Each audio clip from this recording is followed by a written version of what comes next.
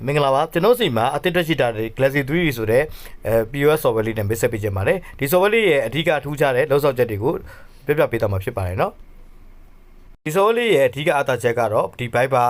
ဒါမှမဟုတ် message အနေပြီးမှပေးပို့လာတဲ့ content တွေကို copy ယူထည့်တဲ့အခါမှာအရင်ကထက်ပိုပြီးတော့မှကျွန်တော်တို့ format တော်တော်များများကိုလက်ခံပြီးတော့မှထည့်သွင်းနိုင်အောင်ပြုလုပ်ပေးထားပါတယ်အဲ့တော့ဥပမာအဖြစ်ကျွန်တော်နမူနာအနေနဲ့စမ်းထည့်ပြပြပါမယ်ကျွန်တော်တို့အခုလိုမျိုးဒါထည့်လိုက်မယ်ဆိုလို့ရှိရင်အရင်တော့ဆိုရင်ကျွန်တော်တို့ PN တဲ့ပုံစံတွေတော်တော်များတယ်ပေါ့နော်အခုဒီ version လေးမှာဆိုလို့ရှိရင်တော့ကျွန်တော်တို့ပုံစံတော်တော်များများကိုကျွန်တော်တို့လက်ခံပြီးတော့မှထည့်သွင်းလို့ရတာကိုတွေ့ရမှာဖြစ်ပါတယ်ဒါနဲ့မကသေးပါဘူးကျွန်တော်တို့အနေနဲ့ဒီ setting ထဲမှာဆိုလို့ရှိရင်ဒီ copy paste mandate ဆိုတဲ့ version လေးကိုလည်းထည့်ပေးထားပါတယ်ဒီ version လေးကဘယ်လိုလုပ်လို့လဲဆိုလို့ရှိရင်ဥမာဆိုကြပါစို့เนาะကျွန်တော်တို့ပုံမှန်ဆိုလို့ရှိရင်ကျွန်တော်တို့ဒီ software တော်တော်များများပေါ့เนาะခုလိုမျိုးဒီကြားထဲမှာဒီ percentage တွေပါလာလို့ရှိရင်သူက software ကထည့်မရတာများတယ်ပေါ့เนาะအဲ့တော့ဒီလိုမျိုး percentage တွေဆိုလို့ရှိရင်ဒါ software ကလက်မခံဘူးလက်မခံဘူးဆိုလို့ရှိရင်ကျွန်တော်တို့ကဒါပြင်ထည့်ရမယ်ပေါ့เนาะနောက်တစ်ခုကဒီနောက်မှာဆိုလို့ရှိရင်ကျွန်တော်တို့ခုလိုမျိုးဒီသင်္ကေတပုံလေးတွေပါလာတယ်ဒီသင်္ကေတပုံလေးတွေပါလာရင်လည်းကျွန်တော်တို့ software ကနေပြီးတော့မှလက်မခံတာတွေများတယ်ပေါ့เนาะအဲ့တော့အဲ့ဒါတွေကိုကျွန်တော်အနေနဲ့တစ်ခုချင်းစီလိုက်ပြီးတော့မ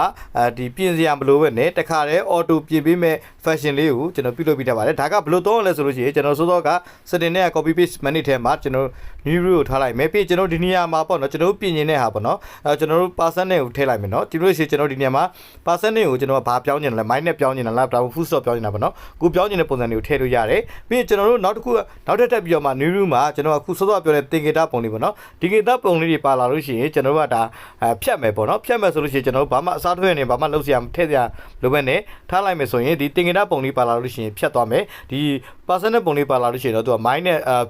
full stop ပြသူကပြောင်းသွားမယ်ပေါ့နော်ဒါတွေကိုလည်းကျွန်တော်ပြန်ပြီးတော့မှသိစိတ်ပြန်ပြင်လို့ရပါတယ်နော်အဲ့တော့ကျွန်တော်နမူနာအနေနဲ့ကျွန်တော်တစ်ခုလောက်ထည့်ပြပေးပါမယ်နော်အဲ့တော့ကျွန်တော်တို့အခုဒီမှာဆိုလို့ရှိရင်ကျွန်တော်ဒီမှာဆိုရင်ကျွန်တော်တို့စောစောကပြောတဲ့သင်္ကေတပုံလေးတွေပါတယ် percentage ပုံလေးတွေပါပဲနော်အဲ့ဒါတွေကိုကျွန်တော် copy ယူပြီးတော့မှဆော်ရဲမှာတွားပြီးတော့မှ paste လုပ်ပြီးထည့်လိုက်ပါမယ်နော်ဒါဆိုလို့ရှိရင်စောစောကကျွန်တော်တို့သင်္ကေတပုံလေးလည်းပျောက်သွားပြီပြီးလို့ရှိရင်ကျွန်တော်ဒီမှာ percentage ကလည်းတခါတည်း minus ဖြစ်ပြောင်းသွားတာကိုတွေ့ရမှာဖြစ်ပါတယ်နော်ဒါဆိုလို့ရှိရင်တော့ကျွန်တော်တို့တချို့ပုံစံတွေဆိုလို့ရှိရင်ကျွန်တော်ကတစ်ခုချင်းစီလိုက်ပြင်စရာမလိုပဲနဲ့တခါတည်း auto ပြီးပြင်လို့ရအောင်ကျွန်တော်တို့ပြုလုပ်ပြီးထားဖြစ်ပါတယ်ဒါလေးကလည်းတခြားဘယ်စော်မှမပါသေးတဲ့ fashion လေးဖြစ်ပါတယ်เนาะနောက်တစ်ခုကကျွန်တော်တို့ဒီ voucher တွေထည့်တဲ့အခါမှာလည်းကျွန်တော်တို့ဒီတကွက်ချင်းစီလိုက်ကျွန်တော်တို့ကပြန်ပြီးတော့မှ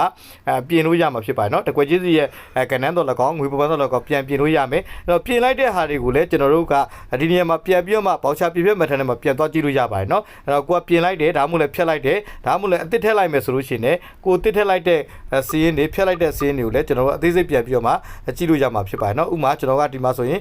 နမူနာအနေနဲ့ပေါ့เนาะကျွန်တော်1နဲ့3ကိုကျွန်တော်9000ထည့်လိုက်မယ်ဒီပေါချာထဲမှာပဲထည့်လိုက်တာပေါ့နော်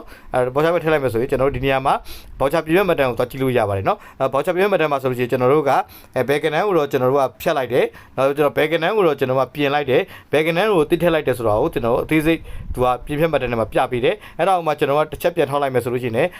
ကိုပြင်လိုက်ဖြတ်လိုက်တဲ့ပေါချာကိုတစ်ခါတည်းတက်ပြီးတော့ပြပြီးမှဖြစ်ပါတယ်နောက်တစ်ခုကကျွန်တော်တို့ဒီမှာဆိုလို့ရှိရင်ကျွန်တော်တို့ဒီနောက်ပါရှင်းမှာဆိုရင်ကိုမှ Bluetooth printer ရှိရဆိုရင်ကိုက print ထုတ်ပြီးတော့မှ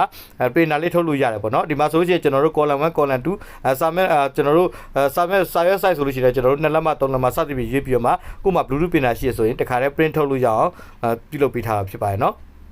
ကျွန်တော်တို့လေကြာကြည့်တဲ့အခါမှာလည်းကျွန်တော်တို့ဒီကဏ္ဍတစ်ခွက်ထဲကိုနှိပ်လိုက်တာနဲ့ဒီကဏ္ဍကိုဘယ်သူတွေဘယ်လောက်ဖိုးထိုးထားလဲဆိုတာကိုကျွန်တော်တို့ဒါအသေးစိတ်တူးချင်းစီလိုက်ကျွန်တော်တို့ပြန်ပြီးတော့မှကဏ္ဍတစ်ခွက်ချင်းစီလိုက်ပြန်ပြီးတော့မှလည်းကြည့်လို့ရမှာဖြစ်ပါတယ်နော်အတူချင်းစင်းတွေကိုလည်းပို့ပြီးတော့မှရှင်းရှင်းလင်းလင်းနဲ့ကျွန်တော်တို့ကအသေးစိတ်ပြန်ပြီးတော့မှကြည့်လို့ရသလိုကိုယ့်ရဲ့အချုပ်စင်းတွေကိုလည်းအသေးစိတ်ပြန်ပြီးတော့မှကြည့်နေမှာဖြစ်ပါတယ်ပေါချာတွေဆိုလို့ရှိရင်တနေရာတွေကနေပြီးတော့မှကိုရှာကျင်တဲ့ပေါချာကိုလည်းလက်တကူကျွန်တော်ရိုက်ပြီးရှာလို့ရမှာဖြစ်ပါတယ်နော်